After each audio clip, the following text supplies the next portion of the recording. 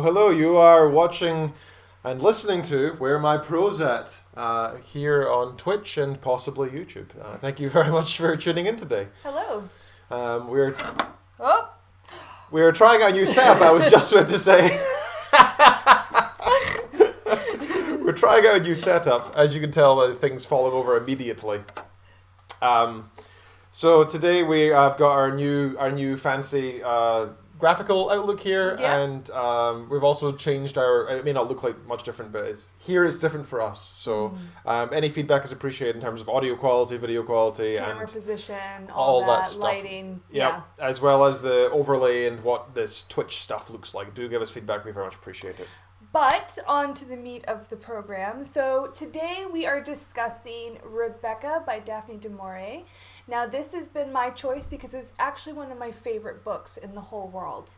And I'm really, I'll give a quick plot synopsis just so you guys know what we're talking about. So this is kind of the ultimate romantic suspense novel. It's about a young girl who meets a wealthy man in Monte Carlo. They have a very whirlwind romance. He's very aloof. There's something going on, and but he's very wealthy and very handsome. So of course she's taken in by him, and they go and they live in his grand estate called Manderley. But everywhere she goes, everything she does, she's haunted by his first wife, Rebecca. It's a romantic suspense, but it actually also is a murder mystery. Not to give too much away, and excellent, absolutely excellent. But I am absolutely dying to know what you thought of one of my favorite books. Yeah, so no pressure.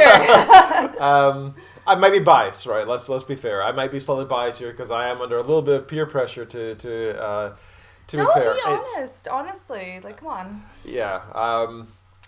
So this book is set in the 1930s, by the way. And 1934, 1932, I think. Yeah, so it's like pre-World War II. It's like the end of the aristocracy. It's when the extremely wealthy are sort of a dying breed. And I think this is kind of a story British of that. Aristocracy. Yeah. Yes, this is kind of a story of the death of one part of the aristocracy as well. So my thoughts in general is that I adored the description of the characters. I felt that there was an in-depth exploration of who they are, thoroughly through and through. Even the character who you never actually meet, Rebecca.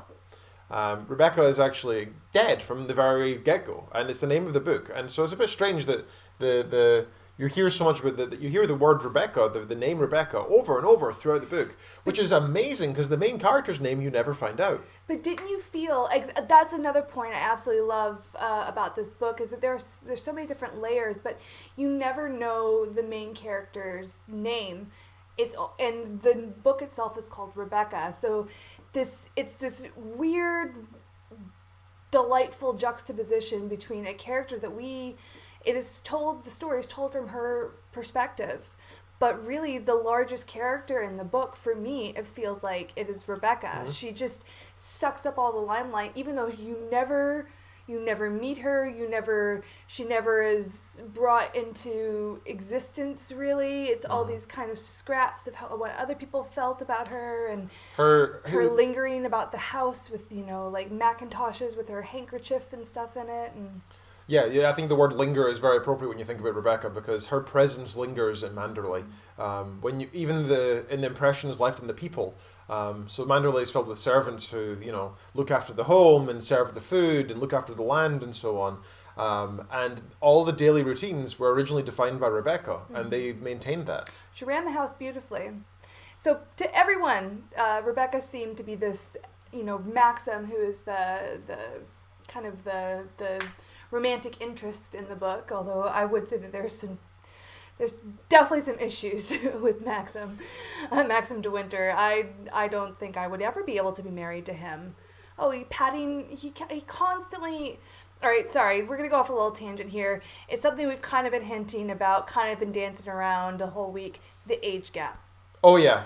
So the difficulty is when we're reading the same book.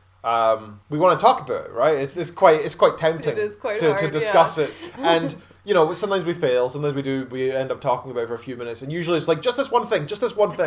And one of the things we kind of touched on earlier in the week that we managed to brush off quickly was this age gap between the main character, the unnamed main character, and her new husband. Enough. And sorry, our dogs are licking themselves, and it's quite irritating.